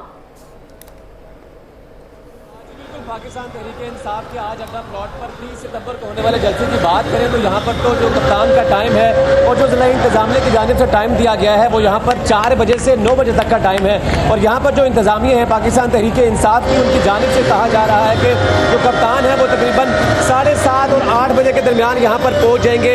अगर मैक्सिमम भी टाइम हुआ तो 8:30 बजे तक यहाँ पर होंगे, लेकिन 9 बजे जो है वो शुरू हो जाएगी। उससे पहले जो दूसरे रहनुमा होंगे, सीनियर रहनुमा पाकिस्तान तहरीक इंसाफ के, वो भी यहाँ पर तकरीर करेंगे। और उसके साथ साथ अगर हम काफिलों की बात करें पाकिस्तान तहरीक इंसाफ की, तो जो दूर दराज इलाकों से जिन्होंने कोयटा से आना था, बलोचिस्तान से आना था, सिंध से आना था, वो तो 2 दिन पहले ही अपने इलाकों से चल चुके थे और अब वो यहाँ पर पहुँच चुके हैं। जिन्होंने इस्लामाबाद, रावलपिंडी और पंजाब के दूसरे शहरों से यहाँ पर आना था, वो आज सुबह के टाइम चले थे और अब तक जो है पाकिस्तान तहरीक इंसाफ की जो जलसे की जगह है, जलसा गाह है अड्डा प्लॉट पर, यहाँ पर पहुँच चुके हैं और यहाँ पर रंग जम चुका है। यहाँ पर पार्टी परचमों की बहार है, उसके साथ साथ जो जोश और जज्बा है पाकिस्तान तहरीक इंसाफ के कारकुनों में वो बिल्कुल आया है, साफ नज़र आ रहा है। पार्टी जो तराने हैं वो भी साथ साथ चलाए जा रहे हैं और पाकिस्तान तहरीक इंसाफ के जितने भी कारकुनान हैं वो उस पर झूम भी रहे हैं।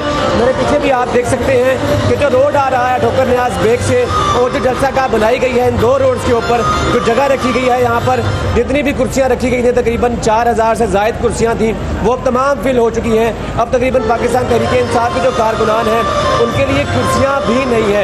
इसको 3 रोड्स लगते हैं, एक बहरिया टाउन शाहकाम चौक से बमुतिया चौक पे आ रहा है जो कि जलसा गाह की तरफ आता है, फिर डिफेंस रोड जो फिरोजपुर रोड से डिफेंस रोड पे आता है, डिफेंस रोड से होता हुआ बमुतिया चौक पर आकर वो जलसा गाह की तरफ आता है।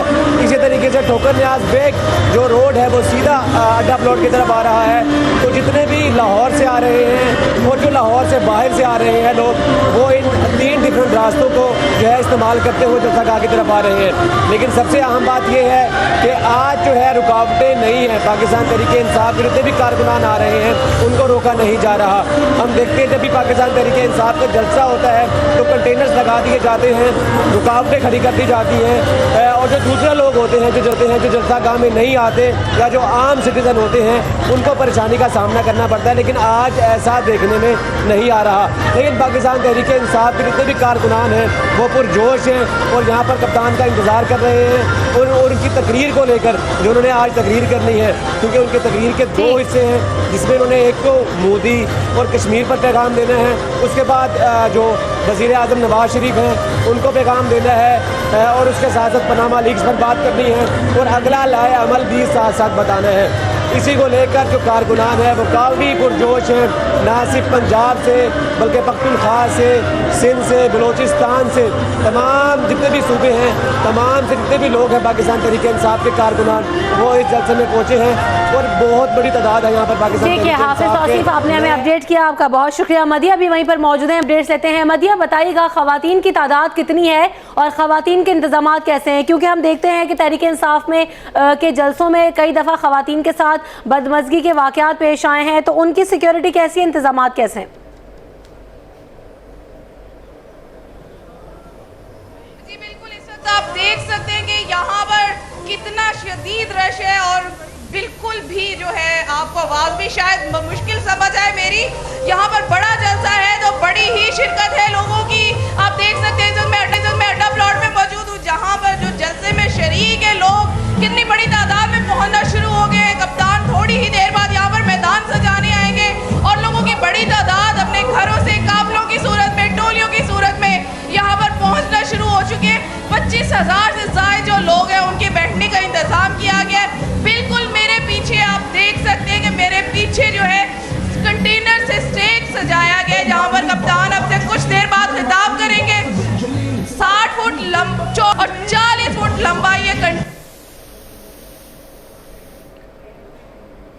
मदिया हमें अपडेट करी थी। रायवंड मार्च का मार्का आज होने जा रहा है। अड्डा प्लॉट पर तहरीक इंसाफ की मरकजी क़यादत भी पहुंच रही है, इमरान खान भी पहुंच रहे हैं और अब से कुछ ही देर बाद वो खिताब भी करेंगे।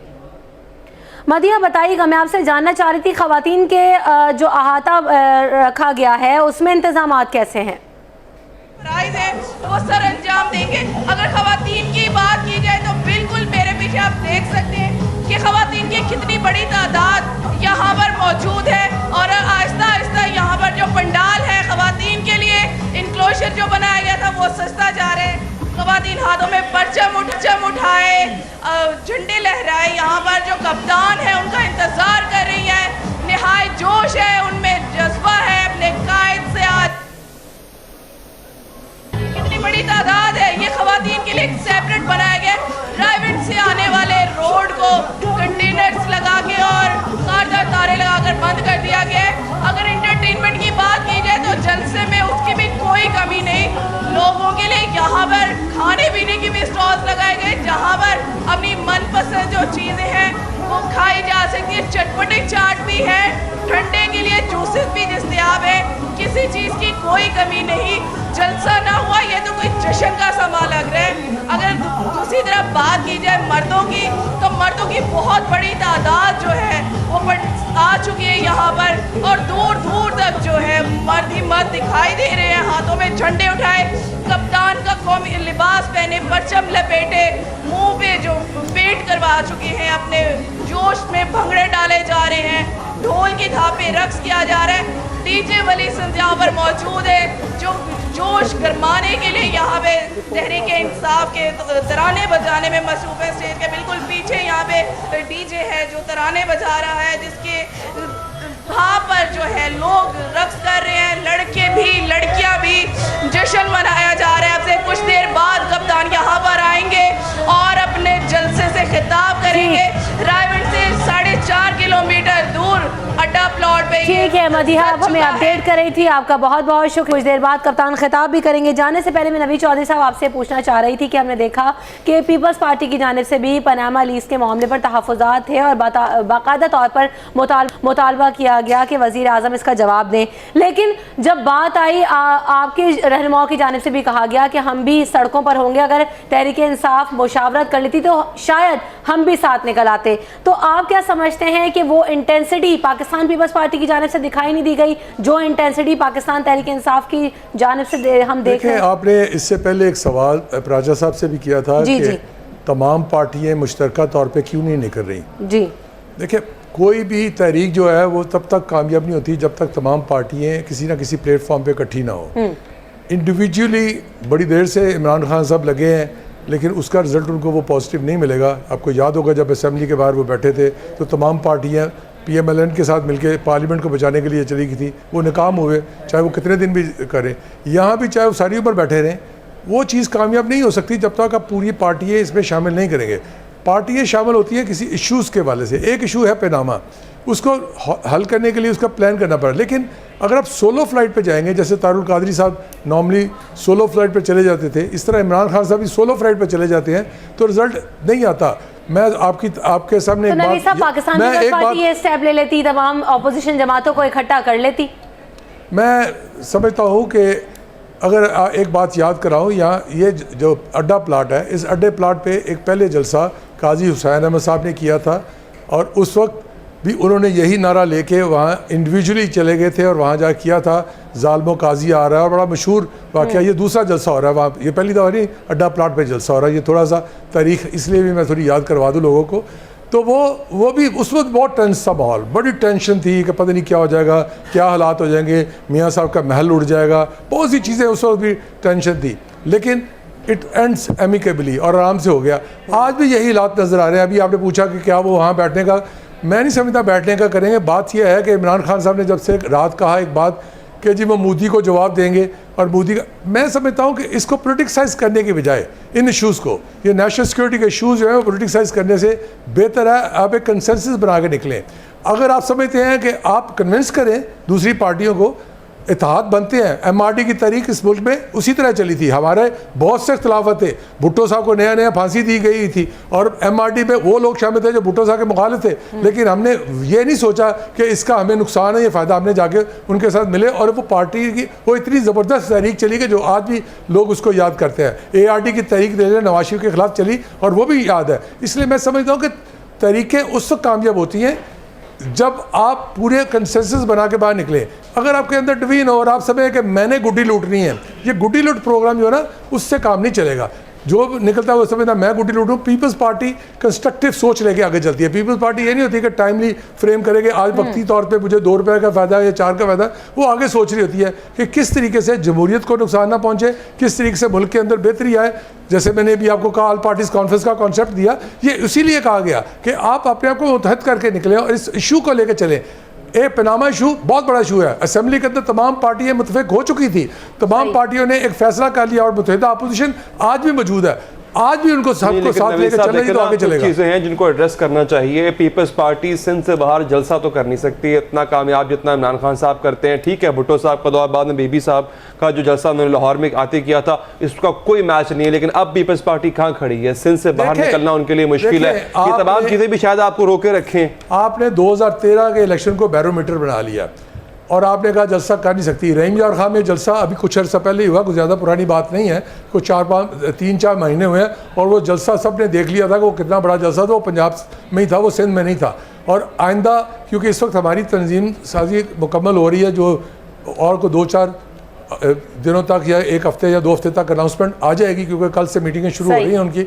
तो फिर आप उसके बाद बिलावल साहब यहाँ आएंगे और दूसरे भी आएंगे और जब आप जलसे देखेंगे आपको नजर आएगा पीपल्स पार्टी आज भी उतनी ताकत में मौजूद है जितनी ताकत में पहले थी। लेकिन अभी अंजुम साहब से एक वक्त, अच्छा, इस बात में कितनी सदाकत है कि क्या पीपल्स पार्टी वाकई उस ताकत के साथ पंजाब में मौजूद है जितनी पहले थी? अंजुम साहब से भी इस बारे में बात करेंगे, लेकिन हमारे नुमाइंदगान पढ़ते हैं जरा।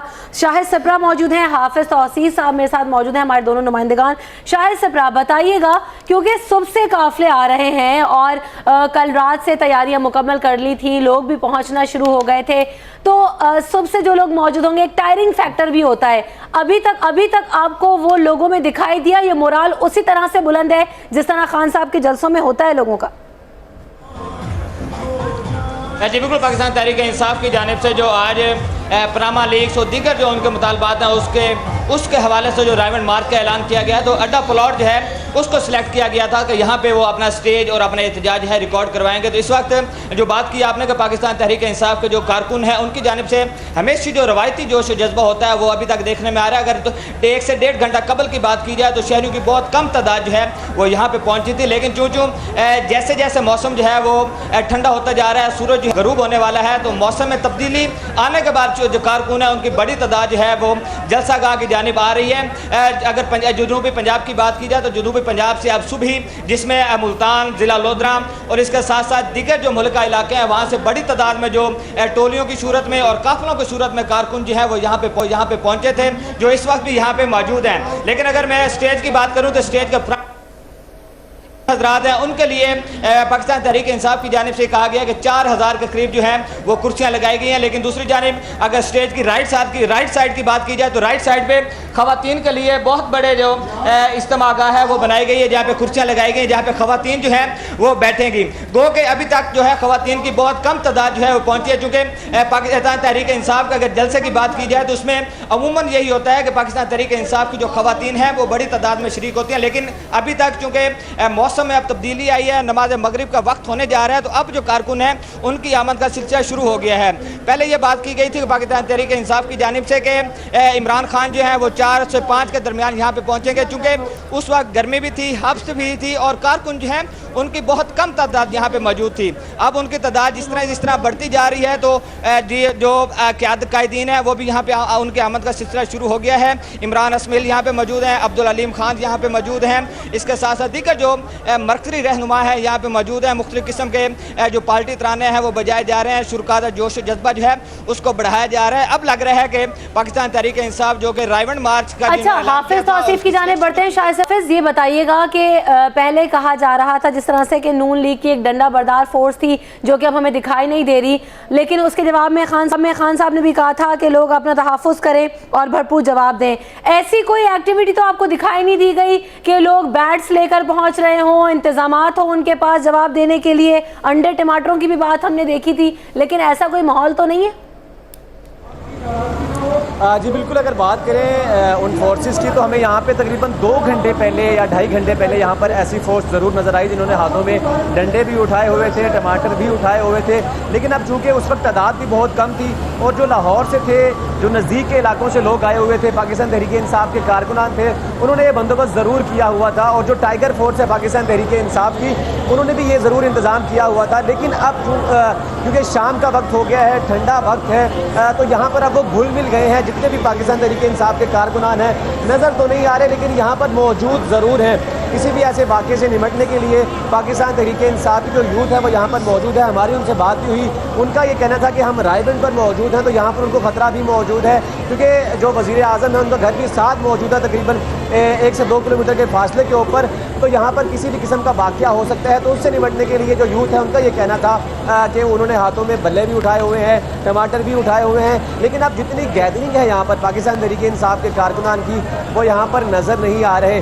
और तो जो पाकिस्तान मुस्लिम लीग नून है, उन्होंने अपनी यूथ को और साथ कारकुनान को मना किया था कि ऐसी किसी भी किस्म की जो एक्टिविटी है वो ना की जाए, ना कोई हुडलबाजी की जाए, ना किसी भी किस्म की रुकावटें डाली जाए कि ऐसा वाक़या रूनुमा हो। लेकिन यहाँ पर अब पाकिस्तान तहरीक-ए-इंसाफ की कारकुनान की बात करें तो कारकुनान बहुत बड़ी तादाद में आ रहे हैं। मेरे पीछे भी आप देख सकते हैं कि लगातार पाकिस्तान तहरीक-ए-इंसाफ के कारकुनान और जो काफ़िले हैं जो कि लाहौर से आ रहे हैं और लाहौर से बाहर से आ रहे हैं, वो यहाँ पर जोक दर जोक पहुँच रहे हैं। और अब तक क्योंकि मगरिब के बाद का टाइम शुरू हो गया है और ठंडा, ठीक है। शाहिद सिफरा और हाफिज तौसीफ, हमें अभी आप दोनों का बहुत बहुत शुक्रिया।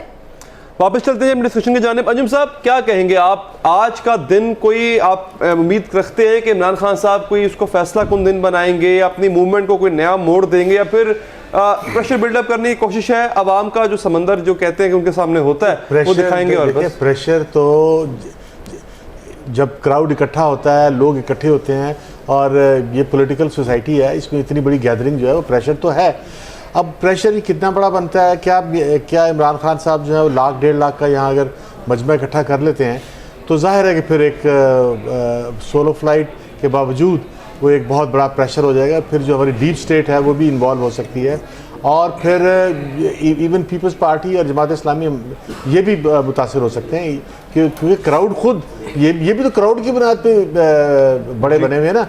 तो अगर क्राउड बड़ा हो जाए तो फिर तो प्रेशर तो बहुत बनेगा, और प्रेशर पॉलिटिकल प्रेशर भी होगा, प्रेशर जो है एस्टेब्लिशमेंट का प्रेशर भी आ सकता है। और अगर खान साहब कामयाब हो जाते हैं, फ़र्ज़ करें एक लम्हे के लिए, जिस तरह के आप फरमा रहे हैं, तो फिर उसका क्रेडिट तो फिर इमरान खान साहब को ही जाएगा, और फिर बाकी पार्टीज जो साथ नहीं मिली, आपको नहीं लगता कि वो थोड़ा सा उनके लिए अपॉर्चुनिटी मिस कर? खान साहब जो कोशिश कर रहे हैं वो ये कोशिश कर रहे हैं कि एक ऐसा इंक्वायरी कमीशन बनाए, क्योंकि पाकिस्तान के कानून के अंदर ये एक डिफेक्ट है, ये एक खामी है। पाकिस्तान के कानून के अंदर ये एक बेबसी है और ये खिला है कि अगर पाकिस्तान से सरमाया बाहर ले जाया गया है और रिश्वत का पैसा है और मनी लॉन्ड्रिंग का पैसा बगैर टैक्स किए अदा किए बाहर आप ले गए, बाहर आपने इन्वेस्टमेंट किया, तो उसकी इंक्वायरी करने का पाकिस्तान के पास कोई टूल नहीं है। उस टूल के लिए इंक्वायरी कमीशन का मुतालबा किया गया है। लेकिन इंक्वायरी कमीशन का जो बात कर रहे थे चौधरी नवीद साहब कि इंक्वायरी कमीशन का एक पूरा कानूनी ढांचा जो है वो पीपल्स पार्टी ने सेनेट में पेश कर दिया है। अगर इमरान खान कामयाब होते हैं और मियां नवाज शरीफ प्रेशराइज होते हैं तो जो काम होगा वो वही इंक्वायरी कमीशन का कानून मंजूर किया जाएगा जो एतजाज़ हसन ने बनाया और सेनेट ने मंजूर किया, वो वही मंजूरी हो जाएगी। और लेकिन ये बिल्कुल सोलो नहीं होगी इसमें, क्योंकि जमात इस्लामी भी बहुत एक्टिव है, ये सारी जमातें एक्टिव है जो असल। अच्छा, फरीद बराचा साहब से बात पूछते हैं कि जैसे कि इमरान खान साहब कहते हैं कि इदारों पर उन्हें अदम एतमाद है, वो तो ना इलेक्शन कमीशन को मानते हैं, ना FBR पे उन्हें एतमाद है, ना नैब पर एतमाद है। फरीद बराचा साहब, क्या जमात इस्लामी का भी यही स्टांस है या इदारों से आपको उम्मीद है कि वो इंसाफ देंगे, कानून के मुताबिक कार्रवाई होगी?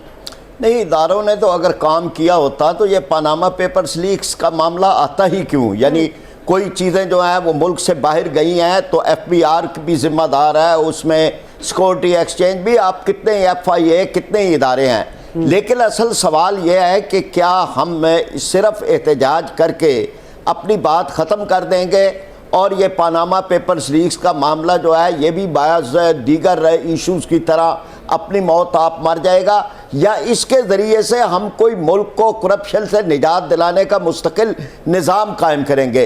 अभी कमीशन की बात कर रहे थे अंजम साहब, तो 1956 का एक इंक्वायरी कमीशन का एक कानून मौजूद है जिसके तहत हमीदुर रहमान कमीशन भी बना था। उसके मुंह में दांत ही नहीं है। वो एक ऐसा कानून है कि जिसके नतीजे में इंक्वायरी होती है और उसकी रिपोर्ट हुकूमत को पेश हो जाती है। ये भी हुकूमत पे पाबंदी नहीं है कि वो उसको शाया करे, मंजर आम पे लाए। तो इस चीज़ का क्या फ़ायदा है अगर आज हम इतने इशू, इतने जलसे, इतने धरने, मार्च, तो इसके नतीजे के अंदर अगर कोई ऐसी इंक्वायरी होती है कि जिसकी एक रिपोर्ट इसी करप्ट हुकूमत को पेश हो जानी है, तो उसका क्या फ़ायदा है। यानी एक ठोस कानून साजी की ज़रूरत है, इन इदारों को ठीक करने की ज़रूरत है। जमात इस्लामी ने एक अमेंडमेंट का ठीक है, ठोस कानून साजी की ज़रूरत है। बहुत शुक्रिया। फरीद पराचा साहब हमारे साथ मौजूद थे, नवी चौधरी साहब मौजूद थे, अंजुम रशीद साहब मौजूद थे। ट्रांसमिशन का सिलसिला जारी है। यहाँ पर वक्त हुआ न्यूज़ बुलेटिन का, जिसके बाद आपसे दोबारा मुलाकात होगी। देखते रहिएगा 24 न्यूज़ HD।